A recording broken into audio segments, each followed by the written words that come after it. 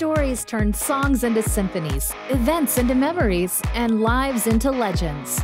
In our crowded world, knowing your story cuts through the noise so you can make your mark, whether you want to sell more books, increase profits, or just make a difference. At Sterling & Stone, story is our business. The Story Studio podcast is where we explore ways we can all tell our stories better. And now, with the Story Studio podcast number 7, here's Johnny, Sean, and Dave.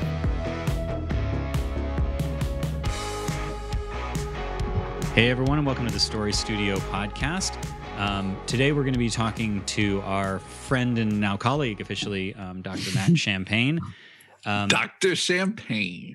Which really sounds like a superhero name. He and Percival Constantine can get together. and or a guy that runs a nightclub. One of the two, I'm not sure. Really, we spend a lot of time around these parts naming characters. And I don't know that we've ever come up with anything better than Dr. Matthew Champagne. See if I show up in a series one of these days. That would be. So I feel like I feel almost obligated to steal your name. It's just so good. So what we're going to talk about is basically involving your audience in your story. Whether it's for authors, it might be the audience of of readers in a book series. For us, and this is the example we'll talk about, it was our business audience, like the people who, a literal audience of people at the Smarter Artist Summit. And Matt helped us design what we termed a sideways survey to basically survey people in live time. We'll get into that. And Matt can do his rant against why surveys suck. You've never heard anybody rant against surveys quite so hard before. It's such a beautiful rant too. Well, okay, so first of all, just welcome to the show, Doc Champagne. Thank you very much. Repeat guest. I'm really honored for that. Thanks, guys. Yeah, this is actually interesting because Matt is our first official guest of the Story Studio podcast. And you just said podcast, didn't you? It's a whole new dimension. We all know my roots, right? So, Matt was a guest on the Self-Publishing podcast, and he's actually a really great example of why I think the show needed to evolve, because we knew that Matt had a lot to offer any listener that we would have, but it was much harder in the self-publishing paradigm to justify Matt as a guest. Hey, Matt, can you kind of tell readers how maybe they can survey or authors how they can survey their readers? It's not the same as talking about telling, the story your brand tells. And this is, I'm really grateful to Matt. All of us are. We had our third summit and it was the best yet. It was really, really fantastic. And I think Matt had so much to do with that. And he just kind of raised his hand and said, hey, can I help you guys? Can I design a sideways survey so that, we can keep the pulse? And I trust Matt. I like Matt a lot. I've known Matt like maybe a year and a half, and he's just he's great for dinner. He's great for any conversation. He's great to rant about surveys. It's awesome. But this was just really special because I trusted him. I wanted to see what would happen with this, but the results were just phenomenal because it allowed us to constantly take the pulse of our live audience and be there for them and with them and really listen to what they needed and respond. Yeah, and you guys did, what I was grateful for was that you applied the technique, because I've done the same technique. I think first time I did it was in Madison, Wisconsin, summer of 1996. So it's been going on a long time. But that sounds like a story. Oh, there's a good story there. But some people don't apply the technique. So they'll say, oh yeah, I'm going to gather feedback from my people to make my event better. But then they don't do the steps that are needed. And it makes it really bad because now it's like everybody else's survey where they ask you to, hey, fill out my survey.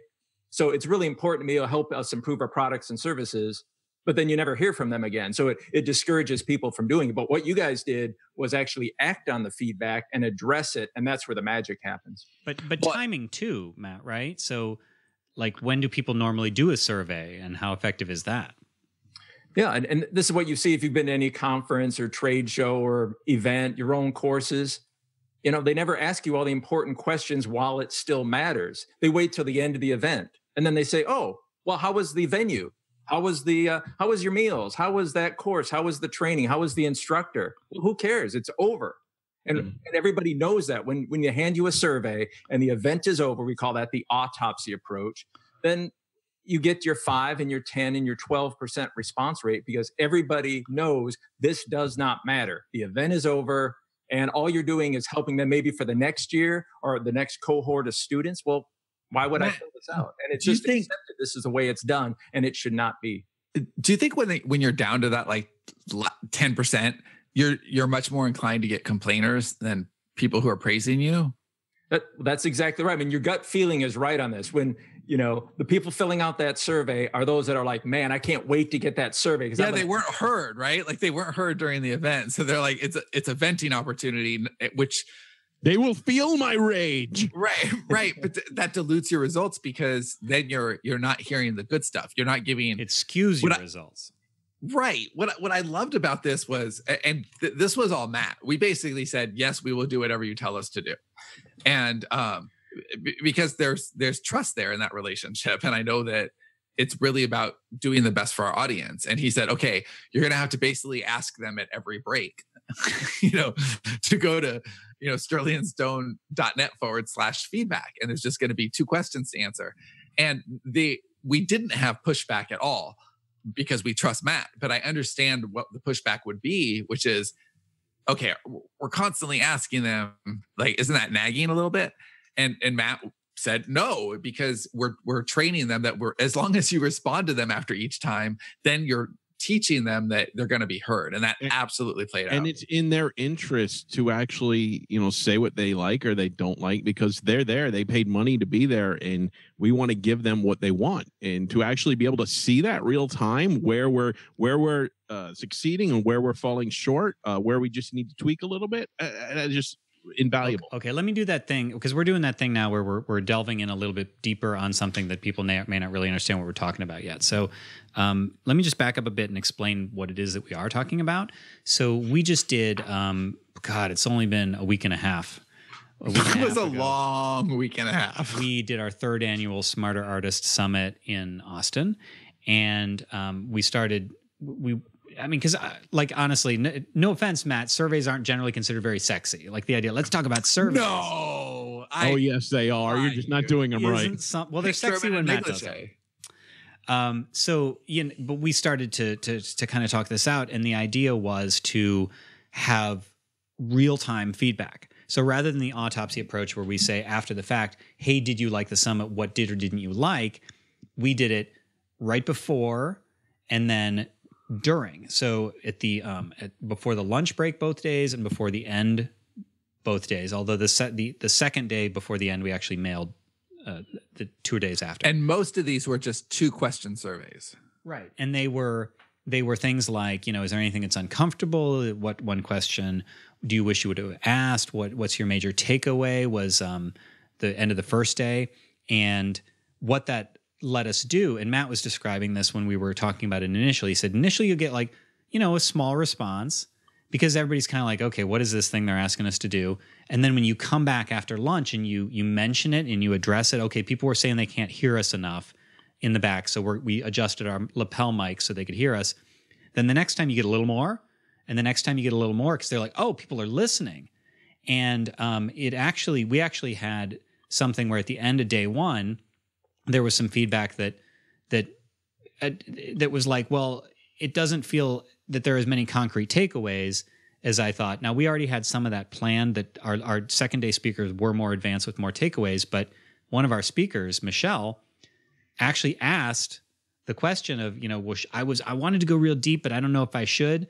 And then Matt, you basically said, okay, people are asking for concrete takeaways. So boom. And we adjusted on the fly.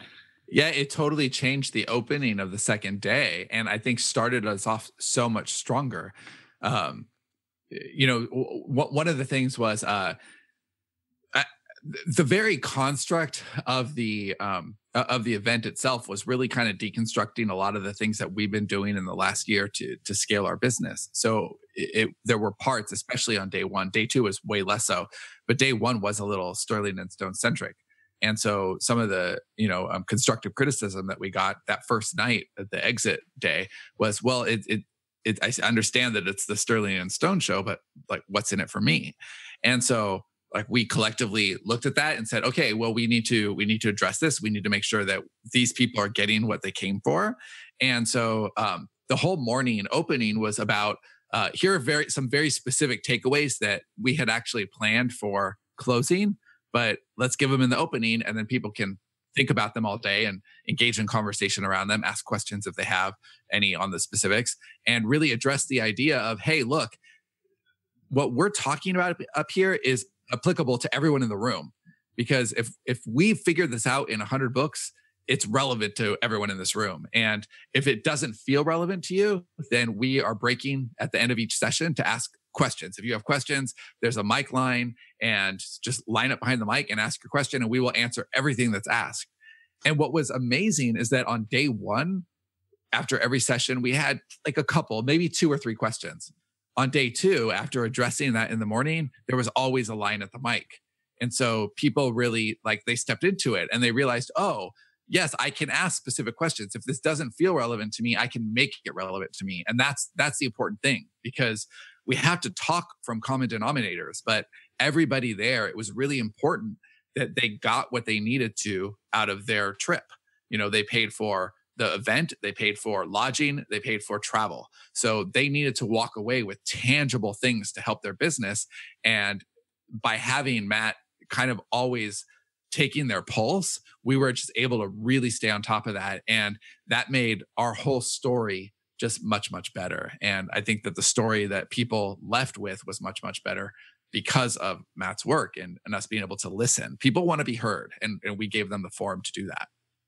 And also to be able to, another beauty of that sort of real-time feedback is demonstrating to everyone at the event that people are different and that they came here with different expectations and needs, and they want different things. So if you're able to stand up there with the results, you know, you got feedback the first day, and then you guys stood there, you had a piece of paper, you're like, well, this is what we heard. And now everybody can see, oh, I'm a little ahead of this group on this topic, and I don't know so much about this. And so there's lots of people in the room, they have lots of needs. And so you just kind of give people a nice, comfortable feeling that, oh, okay, well, this is why they're not talking about this yet, because of, you know, the audience. And so it's just this great reassurance of even if you're not getting exactly what you need now, come on up to the mic. That's why the mic's there. And a lot of people were just using their phones because you had told them at the end of each break, hey, go to sterlingandstone.net and fill out the feedback. And there was actually people filling it out during the event. Instead of raising their hand and saying,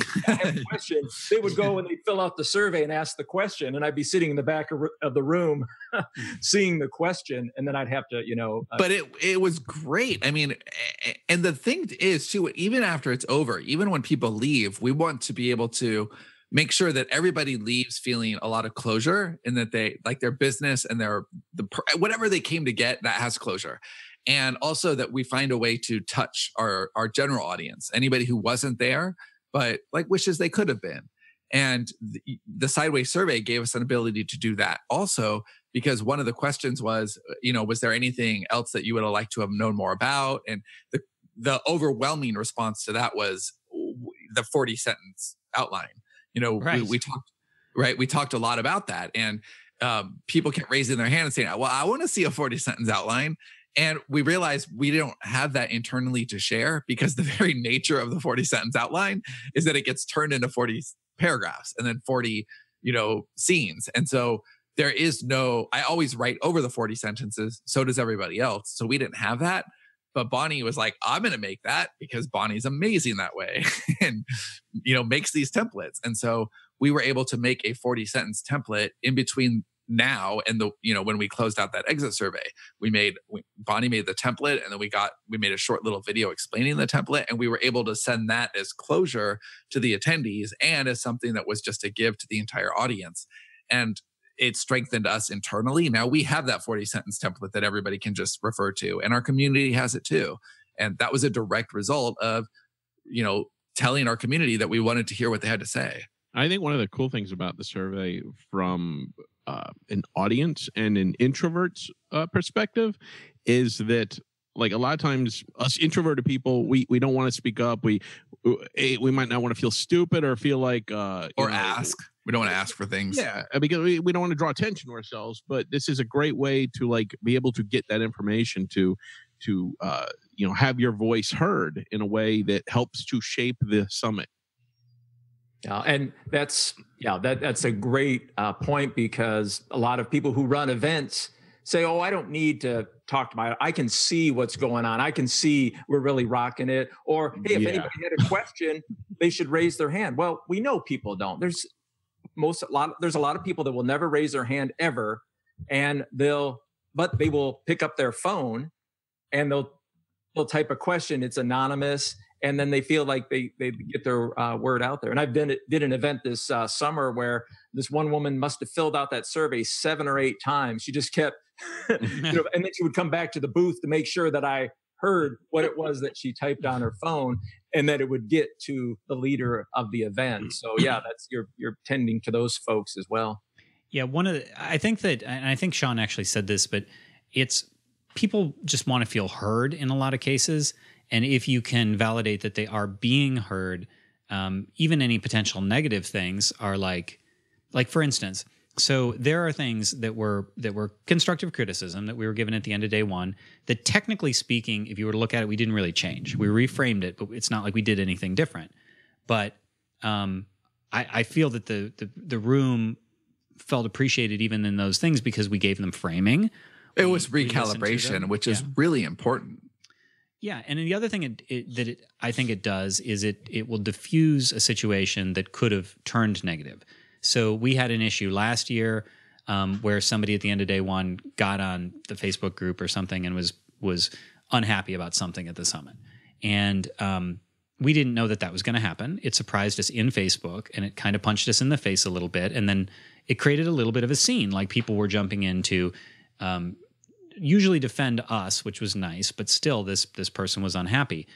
If she had this outlet, then I think it would have been different. It would have been something that could have been feedback on the forum. I mean, maybe not. But, somebody could have gone home and said, "Oh, the Smarter Artist Summit was the Sterling and Stone show, and you couldn't hear them, and the room was too cold." Whereas this, it allowed us to adjust or at least acknowledge them during the event. Well, right, because one of the things that we are actively trying to sell is experience. We're not promising that, our speakers are going to unlock the codes of publishing success. What we're going to do is we're going to take our relationships and give you the best information that we've learned in the last year, and really do our best to articulate what is and isn't working. But it's not... It really is the experience. What we hope you get from the summit is relationships with people that you wouldn't have otherwise, or even deeper relationships. Bonnie Johnston, I think she said this to me in Slack, but I really love this. This really stuck with me. She said this third year was less the excitement of these people who don't know each other getting together, and the confidence and the calm of family coming together again. And I really agree with that. It really felt like family coming together. It's like a Thanksgiving dinner, but without the fights with your uncle. Without the fights. I fought with my Uncle Dave. Speak for yourself. there was enough drunkenness, though. I think that was definitely there. But the point is, it was very warm, and that's what we are trying to sell. It's, yes, there's going to be information, and yes, we expect 100% of our attendees to move their creative business forward. But it's more than that. It really is an experience that we're trying to craft. And Matt's work, by listening to our people, it allowed them to have a part in the experience that they were crafting for themselves. And just to bring this home to anyone listening, whether you are writing books, or you are putting on live events, or you are creating a brand and dealing on a consumer level, or a wholesale level, or a business to business level, I don't think there are exceptions to this rule. It is listening to people because people want to be heard. And when you listen to them, you can tell a much better story. And also to put in, I talk often about these 9 principles, and the 9 principles is just the theory behind why this psychology works. And what happens is most people do surveys, but they only do part of it. And they say, well, that didn't work. I put a survey out there and I got 5% of my people to fill it out. And I don't know if this is, I didn't hear from everybody. Maybe I should just act on it. But they make all these mistakes because they don't apply all the principles. At your live event, you applied all the principles, which was asking the right questions in the right way. You asked them at the right time. You did it frequently. You closed the loop and you shared some results back to the audience. You explained to them what you were looking for in the feedback. You gave them easy access to the survey. So you guys applied all 9 of the principles, and that's why. Wow, we're pretty awesome. It's almost like we had a guide telling us. Right. Like if you had just like, okay, this was an info product I had bought, the 9 principles of Sideways Survey, I'd have shit the bed all over the place. It was the fact that you were there to explain it to us and put it in very human terms and allow us to do it our way. So for example, on the morning of day 2, you had actually sent us a script. Like, okay, you're going to want to say this, and you're going to want to say this, and you're going to want to say this. And I looked at that and I'm like, dude, I can't do a script. Like maybe if I get cast in one of our movies one day, awesome. But in front of a room live, I can't do a script. What I need to do is understand the purpose of that script. And I understand why a script is necessary and why most people up in front of a room should refer to a script, but I'm just not a script guy. I don't perform well. Like to me, that's duress. Like I just want to be able to speak from my heart. So I did. I saw that and I saw, okay, I understand what Matt wants me to do here. He wants me to address this, look the audience in the eye, acknowledge the constructive criticism, tell them what we're going to do about it, and get the morning going. And once I understood that, I didn't need the script. So that was it. Yeah.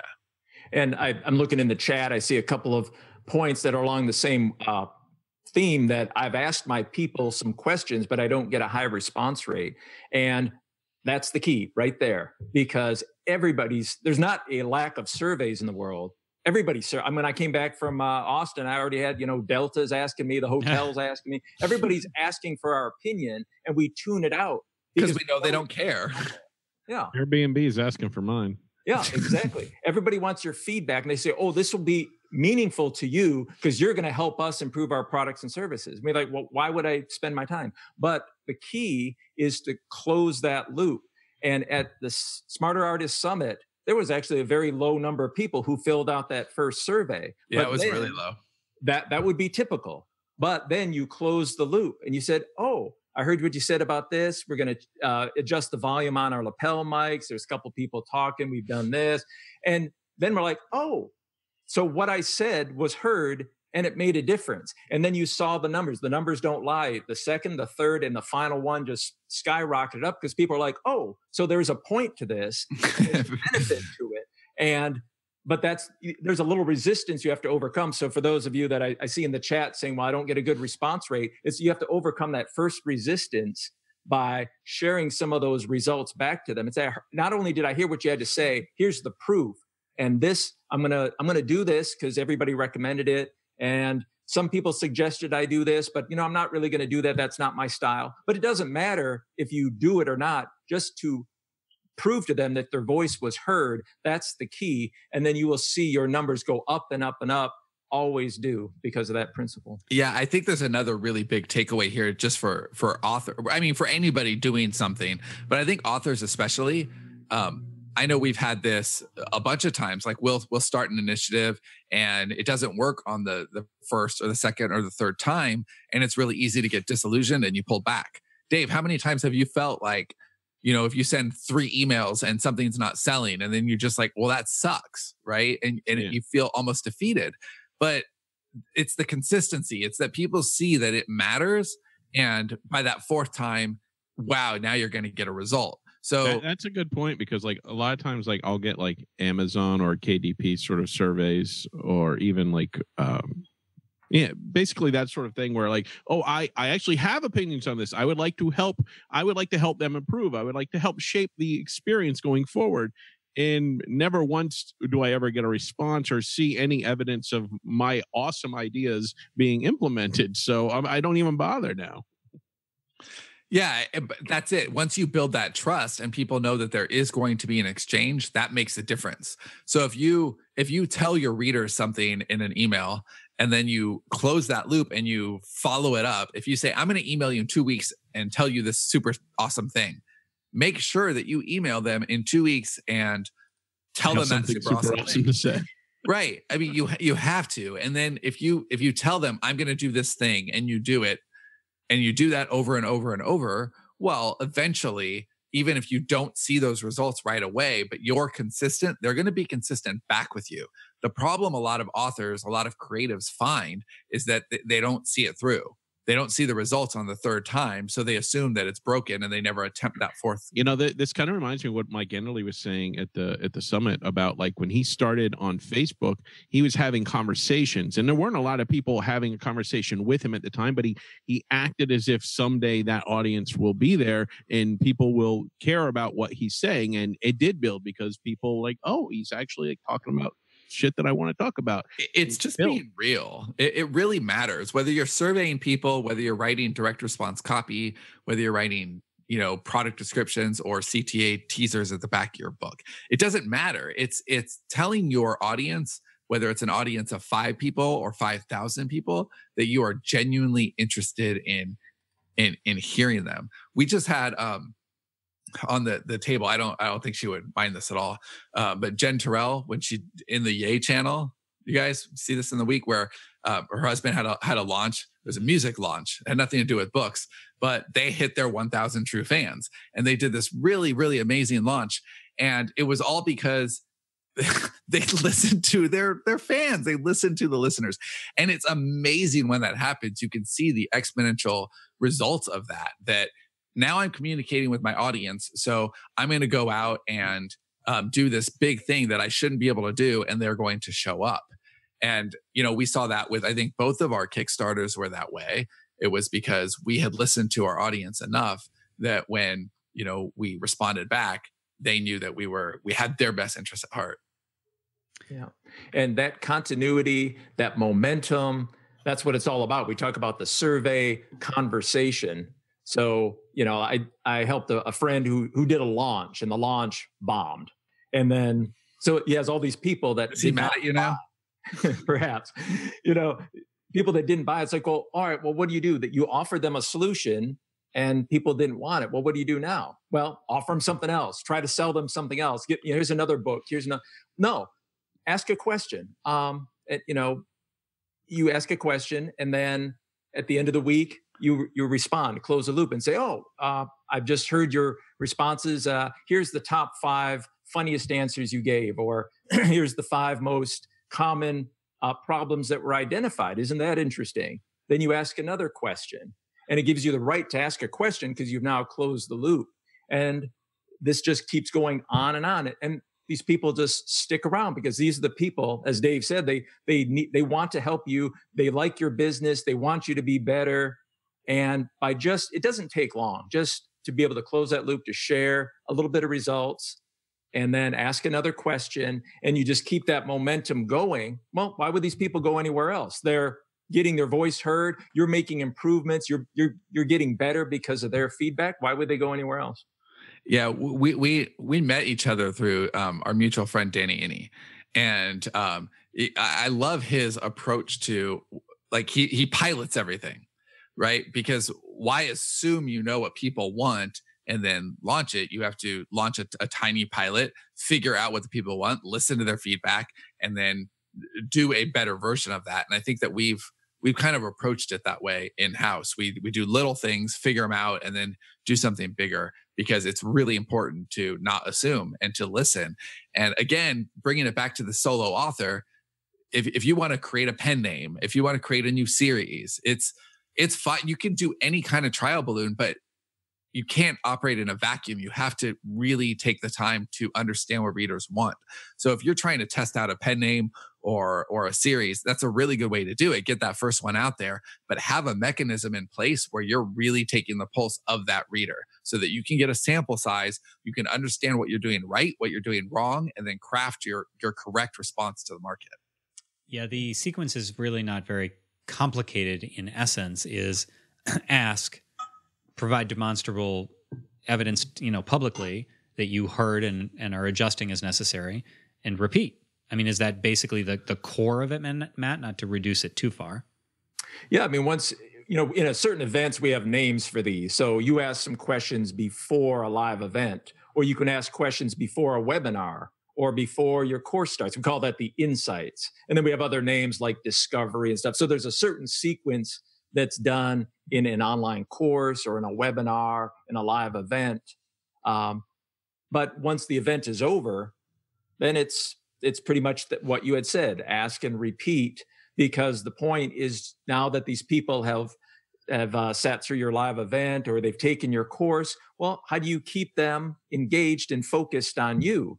And that's what it is. And by doing this, you're doing something nobody else does. And this is what's really going to make you stand out, is nobody else does that. They'll send out one survey one time, and then that's it. That's, it took a lot of time to do, or I think I've learned everything I'm going to learn. But nobody, goes back and I fill out a lot of Delta surveys and a lot for Royal Caribbean. Nobody has ever called me back up and said, "Hey, Matt, thanks for your feedback. Because of what you did, we're going to make." Nobody does that. So if you do that, you're already. It makes you 1% for sure. but otherwise, you're everybody else. And people really do respond to being responded to. But we ask, and I mean, oftentimes businesses ask and they don't care. And if you're just another one of those businesses, then you're not going to get the respect of your reader. On the other hand, I mean, everybody's trying to outsmart email, right? Outsmart Facebook campaigns, outsmart AMS ads. Just be a better communicator. Listen harder. Ask your readers what they want, really care about what they want, and then deliver it. You're going to do better in your conversion than somebody who has a craftier email funnel. That may not have been. I'm sorry, go ahead. Well, that may not have been true 2 years ago, but I think it is now. I think that everybody has a list and people are unsubscribing left and right. Email deliverability is suffering. Email conversion is suffering even more. And the solution is to be a better human. Like listen to your readers and respond to what they want. So Ash Roberts has a few comments, basically saying, I'm just not that good at talking to the empty room part that seems to be required at the state before people actually start talking back. So before you really have like an active audience, what would you say is a good way to create that audience and get that conversation going? What do you think is the best way to do that? With everything I do, there's always a gift and then a request.